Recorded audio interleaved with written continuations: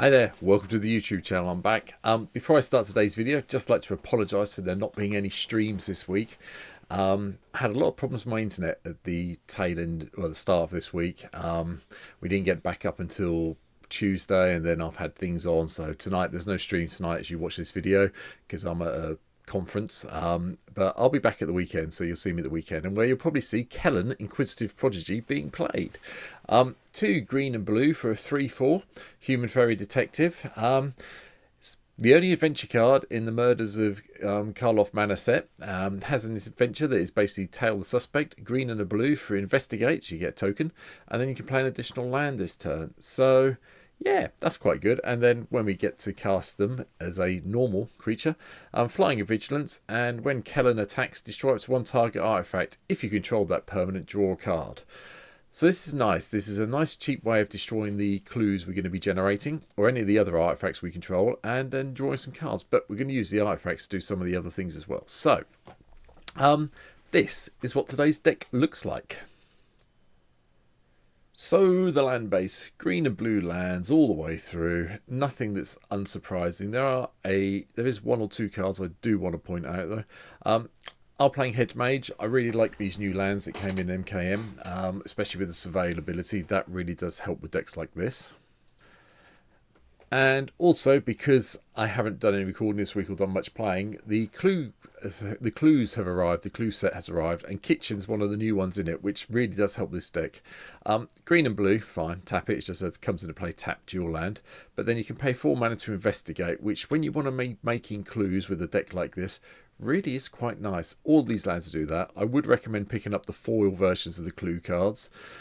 As I record this video, I've picked up all of them for under a ticket, and I mean all of the foil ones. Not the main clue ones, they're a bit more expensive, but the foil ones are all here for under a ticket at the moment. So go and pick them up, they're quite good fun, and you'll see why later on. Well, later in this deck and maybe tomorrow. So anyway, now I'll finish plugging tomorrow's stuff. The rest of it, ramp wise, we've got Mox Tantalite, Soul Ring, Arcane Signet, the medallions are here, and that's kind of where we went with. We've got some spells to do as well, and I'll get to them in a minute.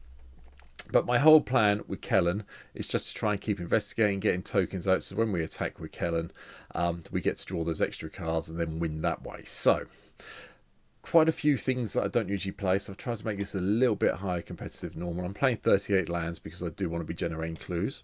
But we've got Brainstorm, we've got Opt, just to help out with the card manipulation on top of the library. Secrets of the Key is also here, coming back in from Midnight Hunt. Investigate, and then if you cast it from your graveyard, for when you flash it back for 4 mana, you get 2 clue tokens. That's quite nice. I am playing also Elusive Otter. This makes an appearance from Wilds of Eldraine. Grove's Bounty is quite nice in this deck, and the prowess side of it also helps, so it made sense to have this one in for a change. And then Elixir of Immortality, which you always see in a lot of my decks now, to slough everything back in when it goes pear-shaped. Rift gives us a bit of board control. Deduce does the whole card draw, then investigate, which is actually really good in this deck, I feel. First second creature is Erdwall Illuminator. Obviously, this is going to be here. We're going to be investigating. We want to investigate as many times as possible in a turn.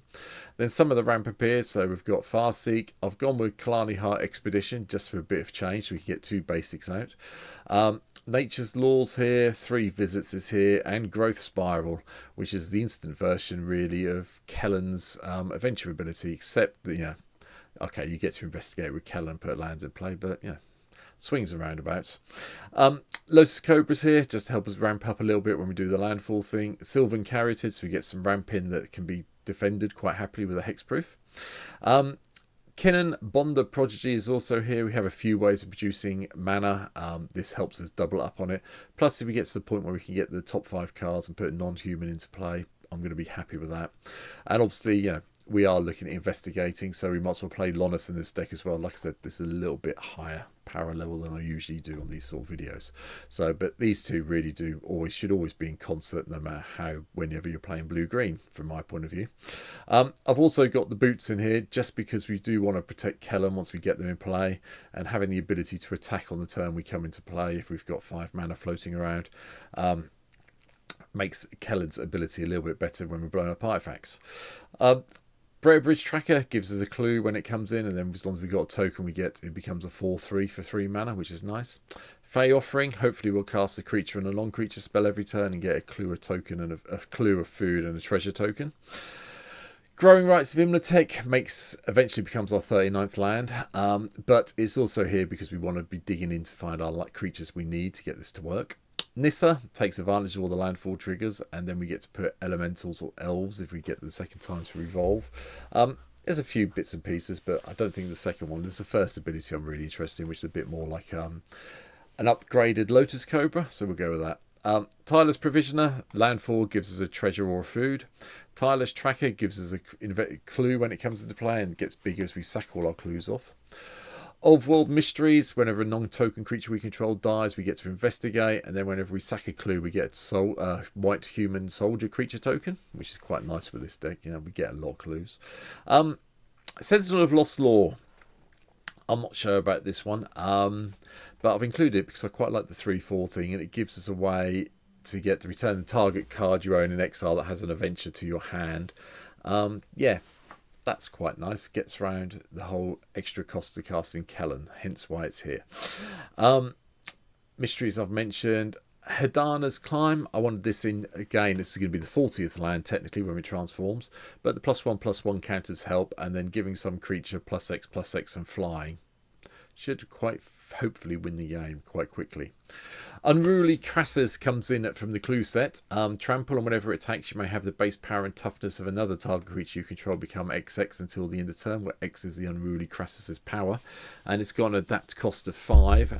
So do that. It becomes a 7/7 with Trample, and yeah, attacking with that and turning something into a 7/7 is pretty good, especially if we've managed to do it with the Climb and giving them +X/+X and flying. Just stack your triggers in the right way.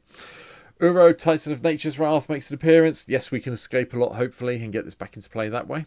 Academy Manufacturer. I'm playing a clue deck. We want foods, we want treasures. We might as well play it this way. But to back up all the tokens we're playing, which you saw a second ago, is Inspiring Statuary. This makes sense in this deck. Gives all our non-artifact spells improvised, so we can tap our artifacts to help out. Yes, it only helps with the colourless costs. I'm aware of that. But at the end of the day, if we can get a load of clues that and get some of our bigger spells on the run, even better with Statuary in play. Cryptic Command gives us a little bit of control in the deck. Not a lot, but a little bit. Parallel Lives doubles up the tokens, so obviously it's going to be here. Venture Forth is just another ramp spell that I do like. I like this one because the suspend costs on it, and it just literally, as long as it doesn't get countered, goes back into suspend, so it makes sense to have it here. Adrex and Nev Twin Casters. Yep, more clue doubling up, token generation doubling up, which is very nice, thank you. Next one is Senator Peacock, again from the clue set. Artifacts you control are clues in addition to their other types, and have 2 sacrifice this artifact and draw a card. Yeah, and whenever you sacrifice a clue, target creature can't be blocked this turn, so it does give you a way of punching through at the end of the game if you need it to. And it turns all your things like your Soul Ring, your Mox Tantalite, Signets, Collector's Vault, so on and so forth, into clues as and when we need them, if we get a bit stuck on card draw. So it does work. Doubling Season, just another way of getting up on the extra tokens we get into play, and a little bit extra of the +1/+1 counters for some of the creatures. Emissary Green also comes in from the clue set. Attacks starting with you. Each player votes for profit or security. You create a number of treasure tokens equal to twice the number of profit votes, and put a number of +1/+1 counters on each creature you control equal to the number of security votes. I am looking at doing this as a pure mono green commander at some stage, so keep your eyes out for that. But I like this card, and I thought, well, I had a few slots left. We'll try them out in here whilst I'm building it. Oja Chasm Deepest Growth comes in. Again, it's another land eventually, but we should be able to get it transformed back and forth quite happily when it gets killed off. Seedborn Muse lets us sacrifice clues whenever we need to, because we're untapping everything. Zendikar's Royal gives us some elementals that come into play when we do the landfall bit, so yep. Tantoth gives us a life and a card draw when we play land. Wave Sifter gives us 2 clues. The Evoke's not too sad as well if we have to evoke it, but having a 3/2 fly could be useful in this deck. And Merc Fiend Liege, 2 and then hybrid blue and green 3 times. Pumps all our blue creatures, pumps all our green creatures, and then we get to untap all our green and blue creatures during each other player's untap step. Yeah, like this. This is probably where the boots are going to spend a lot of time sitting when Kellan isn't in play to keep it alive, because we want to keep this in play. 6-drop, Consecrated Sphinx is a blue deck after all. Storm of Saruman is a card I'm trying out in this deck. Yes, we should be casting 2 spells a turn, and if we get to copy it and get extra copies of things, I'm very happy with that. Ward 3 makes it very hard to remove enchantment as well, unless there's some global effects like Tranquility springs to mind. Farewell. You know the ones I mean. But, it's here. Hopefully we'll get it in play and keep it in there. Rampaging Balos just gives us some more ways of attacking when we get the beasts happening. And Fable of the Wolf and Owl. I haven't played this for ages. Still love this card. Wolf tokens and bird tokens. Thank you very much. I will have this forever in a blue-green deck.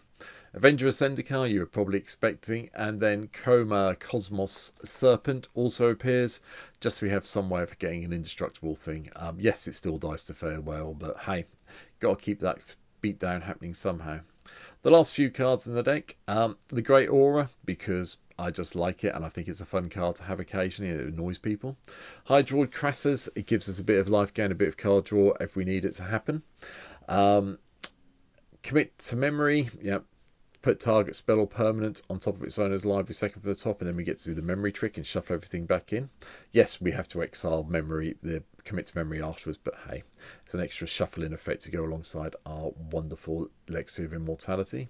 Impervious Great Worm. We can convoke this with creatures, and with Inspiring Statuary down, we can use our artifacts as well. This should come down early and give people a few headaches, to say the least. And finally, Apex Devastator. It's a green deck at the end of the day with some ramp in it, and I like Apex Devastator, so it's here just to give us a few ways of winning the game really at the end here with all of these cards from sort of like 7 mana upwards, and that's what we're trying to do. And that's it. That's my take on Kellan. I will be playing this card when I stream at the weekend. Definitely on Sunday I'll be streaming. There may be a possibility of stream on Saturday yet. I'm still trying to work it out. But I am sorry for the lack of streams this week. But Kellan is fun. It's one of the better versions of Kellan I've seen so far, since the Inquisitive one is jumping around all the planes at the moment. So it's quite interesting. So that's it. Anything you think I've missed out, let me know in the comments down below. As I record this day, even though I haven't been streaming, I have managed to get up to 355 subscribers here on YouTube. So please, if you haven't already, hit the sub button down the bottom here. I'd really appreciate it. And I'm going to try and get a bonus one in tomorrow to make up for no streams this week. So hopefully you'll come back and see me tomorrow. Have fun. I'll see you soon on stream. Take care. Bye.